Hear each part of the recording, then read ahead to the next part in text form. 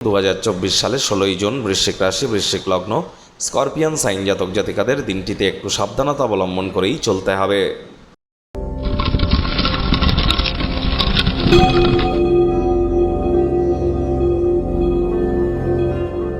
ভিডিওটির শুরুতেই আপনাদের সকলকে রাজযোগ চ্যানেলের তরফ থেকে দশহরা গঙ্গা পূজা এবং মাতা মনসা পূজার হার্দিক শুভেচ্ছা ও অভিনন্দন রইল।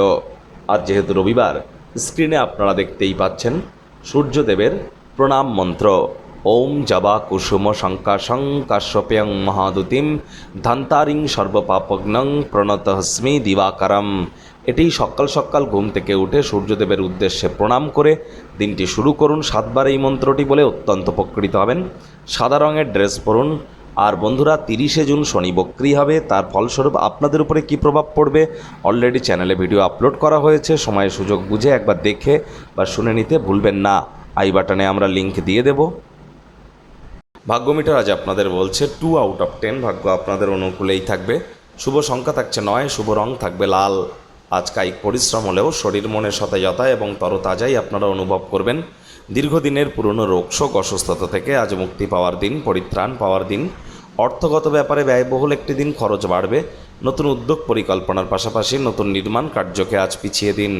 দেখুন, কোনো নেগেটিভ বা নেতিবাচক কথাবার্তা বলতে আমাদেরও ভালো লাগে না, তবে গ্রহ নক্ষত্রের হেরফের অনুযায়ী ইন জেনারেল ডেলি প্রেডিকশন আমরা প্রস্তুত করে থাকি। যাদের চন্দ্র রাশি বৃশ্চিক, এই গণনা তাদেরই কিন্তু অধিকাংশ ক্ষেত্রে খাটবে।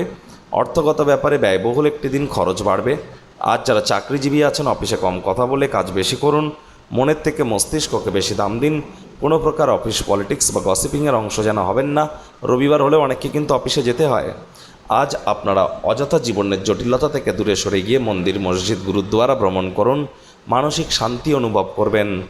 আজ আপনাদের মধ্যে যারা শিক্ষার্থী বিদ্যার্থী আছেন, তাদের পড়াশোনায় মনোযোগ আরও বৃদ্ধি করতে হবে। উচ্চশিক্ষার জন্য যারা বিদেশ যাত্রার কথা ভাবছিলেন, ভাগ্যদেবীও কিন্তু আজ আপনাদের পক্ষে নেই। আজ আপনাদের সন্তান সন্ততি থেকে থাকলে তাদের দিকে কঠোর সজাগ দৃষ্টি বজায় রাখুন। অসৎ সঙ্গে চলে যেতে পারে। চোখে চোখ রেখে খুব ইজিলি মিথ্যে কথাও বলে দিতে পারে। প্রেমিক প্রেমিকা, স্বামী স্ত্রী উভয়ের ক্ষেত্রেই বলবো, রূঢ় বাক্যের প্রয়োগ, অশ্লীল ব্যবহার যেন করবেন না। তৃতীয় কোনো ব্যক্তিকে সম্পর্কের মধ্যে যেন প্রবেশ করতে দেবেন না। সম্পর্কের দুর্বলতা আরও বেড়ে যেতে পারে। শত্রুপক্ষ, বিরোধী পক্ষ আজ খুব একটি শক্তিশালী থাকছে না। পরিবারের প্রয়োজনীয়তাকে অগ্রাধিকার দিন। পরিবার পরিজন, নিকটে স্থানীয় ব্যক্তিবর্গদের সাথে ভাব ভালোবাসা বৃদ্ধি করুন। তাদেরকে বোঝান যে আপনি তাদের ভালোবাসেন, কেয়ার করেন, পরোয়া করেন। মুখ দিয়ে বলে বুঝিয়ে নয়, সংবেদনশীল কর্মের মাধ্যমে বোঝানোর চেষ্টা করুন।